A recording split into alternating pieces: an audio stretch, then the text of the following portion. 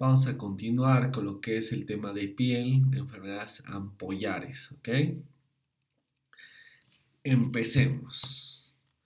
Hay que tener en cuenta que las enfermedades ampollares son muy importantes. El diagnóstico, para muchos de los casos, el diagnóstico final va a ser con inmunofluorescencia directa. A través de la inmunofluorescencia directa podemos ver qué porción marca de manera positiva de 3 sobre 3 cruces. Tiene que ser una coloración bien eh, verduzca, fluorescente, ¿ok? Que eso lo vamos a ver.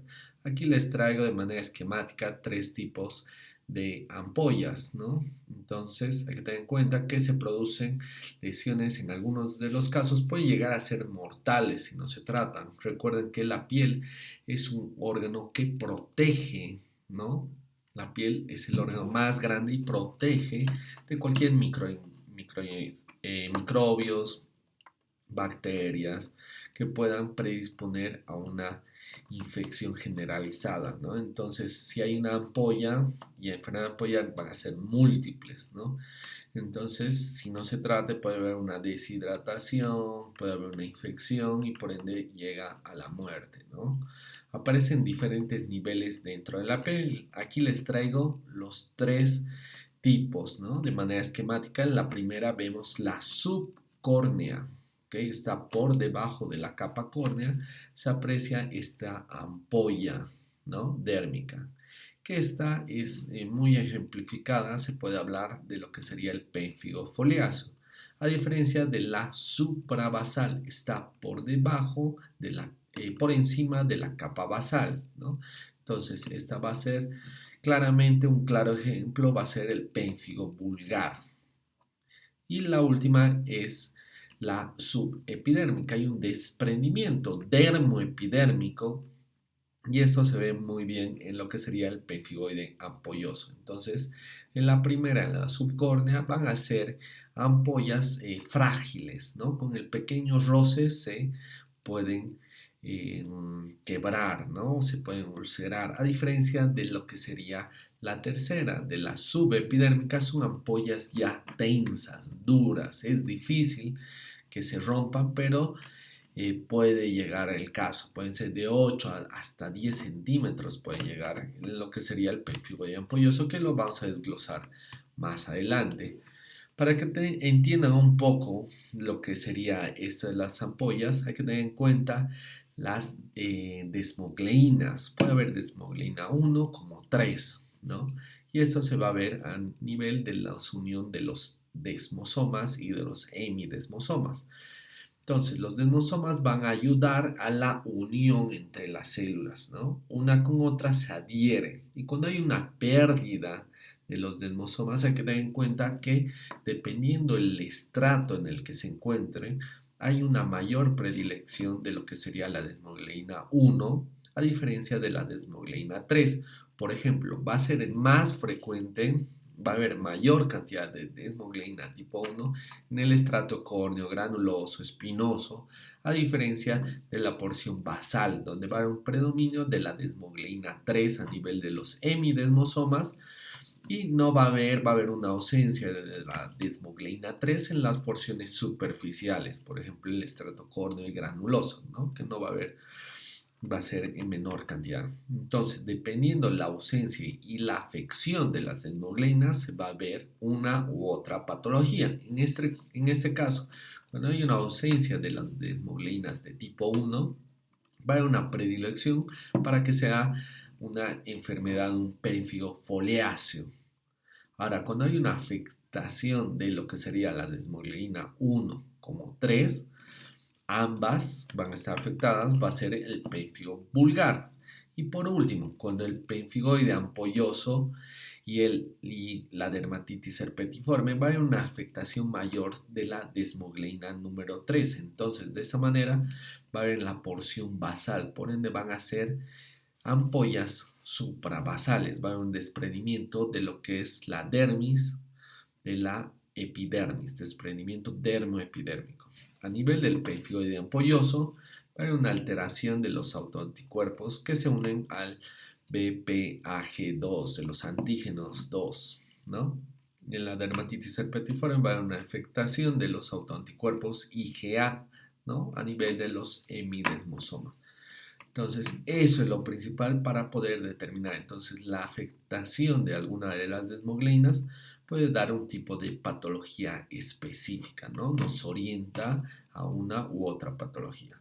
Ten en cuenta que las enfermedades ampollares pueden ser trastornos ampollosos inflamatorios y trastornos ampollosos no inflamatorios. Cuando hablamos de inflamatorios, estamos hablando que va a haber un denso infiltrado inflamatorio, linfocitario, polimorfo nuclear, neutrofílico, eosinofílico. Entonces, cuando es no inflamatorio, la ampolla no va a tener estas células leucocitarias, ¿no?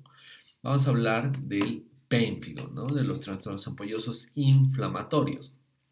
En el pénfigo está causado por anticuerpos que dan lugar a la disolución de las uniones intercelulares dentro de la dermis.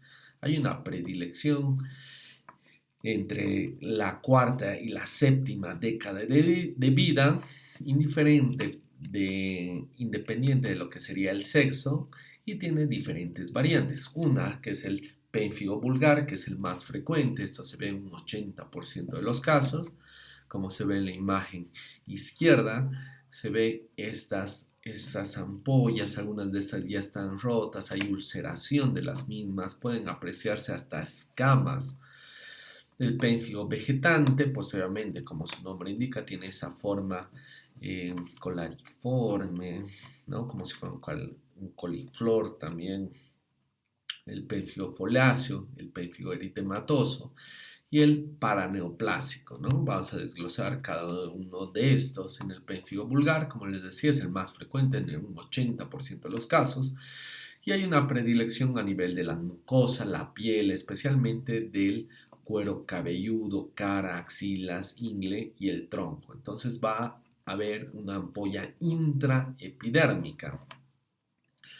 Va a haber una acantólisis suprabasal. Entonces, de esa manera, miren, esta es la basal, la estoy dibujando y por encima se ve esta ampolla, ¿no? Y como se ve en la microscopía, se ve esa acantólisis suprabasal, están las células bien poliédricas, redondeadas, y si se ven esta porción más interna de la basal, parecen lápidas en fila de lápidas, una al lado de otra. Entonces, como si fuera un cementerio, están una al lado de la otra, y eso es muy característico de lo que sería un pénfigo vulgar. En la imagen A se puede apreciar esta ruptura de estas ampollas, se ve erosiones, ulceraciones.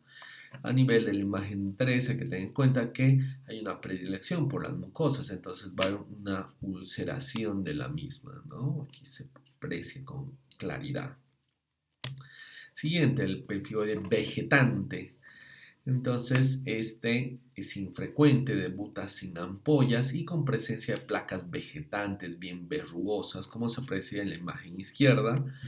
Tiene pústulas en las ingles, las axilas y las flexuras. Por estas pústulas hace referencia a la pus, ¿no? Entonces, por ende, tiene esa coloración bien amarillenta, ¿no? Entonces, tiene pus cuando esta se rompe, sale al exterior el contenido. Entonces, esta va a ser una ampolla suprabasal por encima de la lámina basal, de la capa basal, de las células basales. Ahora vamos a hablar del pénfigo foliáceo. Esta es endémica en Brasil. Hay una predilección por el cuero cabelludo, la cara, el tórax, la espalda, las mucosas es infrecuente. Hay lesiones eritematosas, costrosas, como se ve en la imagen izquierda, y hay una afectación de la ampolla subcórnea. Por ende, va a ser más fácil la ruptura de estas ampollas. Entonces, está debajo de la capa córnea, se aprecia, es delgada, ¿no? Entonces, esta es la queratina, capa córnea subyacente, ya se aprecia este desprendimiento, ¿no? Esta ampolla epidérmica, en este caso es subcorneal, ¿no? Vamos, el pénfigo eritematoso, como su nombre indica, mucho se asocia a lo que sería al lupus eritematoso. Es una forma análoga al lupus eritematoso. ¿Por qué? Porque tiene esta predisposición, esa disposición a nivel malar. Miren, entonces forma como una mariposa. Recuerden que así se ve el lupus. Y la nariz hace lo que sería el vérmix, ¿no? El cuerpo de la mariposa, las alas de la mariposa, entonces tiene una predilección a nivel de la zona malar, a diferencia del pénfigo paraneoplásico, ¿no? El cual está asociado a diferentes tumores malignos, especialmente al linfoma no Hodgkin, ¿no? A nivel de la mucosa y esta predilección de esta ampolla. Vamos a hablar del pénfigo, ¿no? Es un trastorno ampolloso inflamatorio. El pénfigo, hay que tener en cuenta que es una enfermedad autoinmunitaria causada por autoanticuerpos IgG contra las desmogleínas, ¿no? Como hemos dicho, va a haber una destrucción, afección. En este caso, 1 y 3 se rompen las uniones intercelulares de las ampollas, como se aprecia en los hemidesmosomas. Esto se rompe, por eso las células se dispersan. La distribución de las desmogleínas 1 y 3 en la epidermis y la presencia de los autoanticuerpos frente a una o ambas proteínas explica la localización de las ampollas. Entonces, si es 1 va a ser más superficial, si es 3 va a ser más profunda la afección, la ampolla. En este caso hay una distribución de las desmogleínas 1 y 2 en el pénfigo. Y esto se aprecia de esta índole de manera ya con la inmunofluorescencia directa. En la imagen derecha se puede apreciar la imagen A, hace referencia a ese patrón reticular, ¿no? Una red. Muchos de los libros hacen referencia a una red de gallinero, ¿no? Por esa forma específica. Y si pueden apreciar, ya se evidencia aquí esta pérdida y una ampolla suprabasal, porque esa va a ser la lámina basal y por encima va a estar esta ampolla, va a haber una acantólisis, estas células están sueltas y se ve en ese patrón reticular, ¿no? Como malla de gallinero. Recuerden, eso va a ser una afectación muy frecuente de lo que sería el pénfigo vulgar. Va a haber una afectación a nivel de los hemidesmosomas que estarían a este nivel, ¿no? Y también va a haber una afectación a este nivel, a nivel de los desmosomas, ¿no? Entonces, a diferencia de lo que veríamos en la imagen número B, en la cual esta ampolla está de manera más superficial que en la anterior. Va a haber una acantólisis superficial y va a haber depósitos de inmunoglobulinas. Va a ser 3 sobre 3 cruces, muy característico de un pénfigo foliáceo, ¿no? Que es bien superficial. Entonces, esta tinción de esa coloración es positiva para pénfigo foliáceo, 3 sobre 3 cruces, ¿ok? Vamos, del pénfigo, eso es lo que vamos a ver en la microscopía. Va a haber una cantólisis, que va a ser la destrucción, ¿no? La disolución de los puentes intercelulares que conectan las células epiteliales escamosas, ¿no? A nivel de los desmosomas. Tiene esa forma bien poliédrica, redondeada. El tratamiento son fármacos inmunosupresores que reducen los títulos de los anticuerpos patógenos. Esos trastornos ampollosos inflamatorios son sujetos mayores de la tercera edad, hay una predilección en la cavidad oral 10 a 15% en el pénfigo ampolloso. Recuerden, estas ampollas son ampollas tensas, a diferencia de las anteriores. 2 a 8 centímetros son grandes, hay una predilección sobre las caras internas de los muslos, las superficies flexoras de los antebrazos, axilas, ingles y a nivel de la región inferior del abdomen, ¿no? Ahora en la macroscopía, lo que les decía, son ampollas tensas, pero en la microscopía ya se aprecia el contenido, ¿no? ese contenido va a ser, como es inflamatorio, tiene que haber polimorfo nuclear, neutrófilos, pero hay una predilección por los eosinófilos, ¿no? Entonces, se aprecia que está por debajo de la capa de las células basales. Son ampollas subepidérmicas, no acantolíticas. Hay un desprendimiento de lo que sería la epidermis de la dermis, o sea, es toda la epidermis se desprende, ¿no? Y en la porción inferior ya se aprecia lo que es la dermis. Entonces hay un desprendimiento dermoepidérmico. En el pemphigoide ampolloso es diferente la inmunofluorescencia, a diferencia de los anteriores. La patogenia se debe a autoanticuerpos que se unen a las proteínas. Son necesarias para la adherencia de los queratinocitos, ¿no? A nivel de los desmosomas. Los antígenos del pemphigoide ampolloso, que sería el BPAG del antígeno, son componentes de la formación de las ampollas y son anticuerpos contra uno de esos componentes llamados BPAG2, ¿no? Entonces, eso es muy importante. A diferencia de lo que hemos visto previamente, una imagen de red de gallinero o una imagen subcorneal, ¿no? En esta afección se ve un depósito lineal, una sola línea a nivel de la unión dermoepidérmica. Entonces va a haber una tinción de inmunofluorescencia directa positiva, 3 sobre 3 cruces, esa es la intensidad. Y subyacente a esta ya se puede apreciar lo que sería la ampolla, ¿no? Entonces por debajo de esta ya se aprecia la ampolla, ¿no? Entonces este es un claro ejemplo, este es otro. Entonces ya podemos identificar gracias a la inmunofluorescencia directa, ¿no? Ahora vamos a ver la dermatitis herpetiforme. Es un trastorno infrecuente caracterizado por urticaria, vesículas agrupadas, pruriginosas. Más que todo hay una predilección sobre el sexo masculino entre 30 a 40 años. En cuanto a la patogenia, existe asociación de la enfermedad celíaca, redisposición genética que produce anticuerpos IgA frente a algún componente de las fibrillas de anclaje que fijan la membrana basal epidérmica de la dermis superficial. Entonces, por ende, va a tener una ampolla subepidérmica. Entonces, como puedes apreciar la imagen, en la macroscopía diré, la imagen superior izquierda presentan estas lesiones que pueden ser bilaterales de un lado, del otro, del codo, simétricas, agrupadas y afecta de forma permanente a las superficies extensoras, en este caso son codos o puede ser las rodillas. En cuanto a la microscopía, podemos apreciar este infiltrado inflamatorio, linfocitario, polimorfo nuclear, neutrófilo. Hay tanto neutrófilo que ya forma ya microabscesos a nivel de las puntas de las papilas dérmicas. Ahora, la inmunofluorescencia, como se puede apreciar,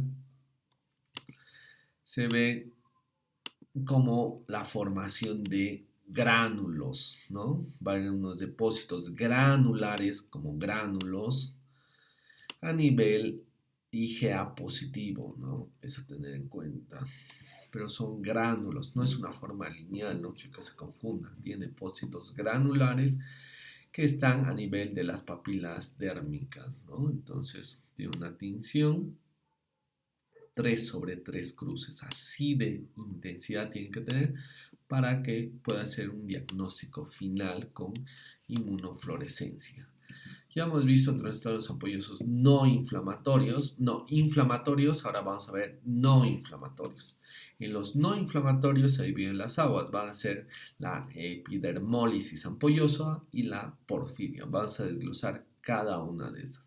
Entonces van a tener defectos heredados o adquiridos que afectan a las proteínas estructurales que mantienen la integridad, ¿no?, de la piel. Esto vamos a ver. Primero, la epidermólisis ampollosa son ampollas en la zona de presión, de roce o traumatismo en el momento del nacimiento o poco después, se aprecia estas áreas bien rojizas, eritematosas, que esto se ve zonas de presión, de codo, de sacro, también se aprecia en el roce, más que todo en los hombros, en el recién nacido se aprecia, porque tiene que pasar la cabeza y después los hombros, ¿no? Los brazos. Entonces ya podemos apreciar esas lesiones ya ampollosas. En la microscopía puede ser tipo simple, tipo de la unión, el tipo distrófico y el tipo mixto, ¿no? Que puede ser la asociación entre varios subtipos. En el primero, en el simple presenta mutaciones de los genes que codifican la creatina 14 o la creatina 5. Esto acuérdense que tiene un modo autosómico dominante de herencia. Entonces va a haber una afectación hereditaria autosómica dominante generacional, ¿no? Más frecuente de epidermólisis ampollosa es la de tipo 1, la simple, en cuanto a un 75 a un 85% de los casos. Y en la imagen izquierda se aprecia la ampolla subepidérmica. Hay un desprendimiento de lo que sería la epidermis a este nivel, ¿no? De la dermis. Entonces, esa sería la ampolla, ¿no? Entonces, hay un desprendimiento dermoepidérmico. Es una ampolla subepidérmica. Hay otra que es a nivel de la unión, que es igual, parecida a la microscopía, solo que presenta autosómicos recesivos.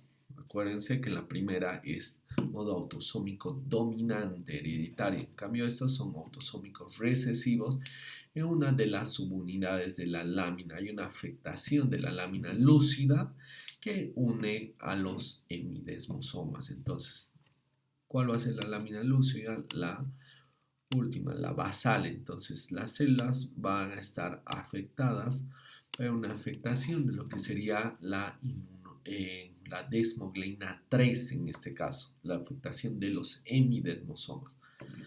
Hemidesmosomas porque solo se aprende desde un lado, desde el otro lado no hay. Cuando es desmosomas, las dos porciones se unen. Hemidesmosomas solo una porción se une. Eso se ve en la microscopía como si fueran proyecciones, ¿no? Uniones intercelulares. Que eso mucho se ve en el carcinoma escamoso, por darles un ejemplo, en el carcinoma epidermoide, más que todo en la piel, ¿no? Y se aprecia mucho mejor cuando hay exudado, eczema, principalmente. Entonces va a haber mutaciones de lo que sería el BPAG2, la misma proteína que es diana de los anticuerpos en el penfiboide ampolloso, en la misma, la BPAG2, ¿no? Del antígeno 2.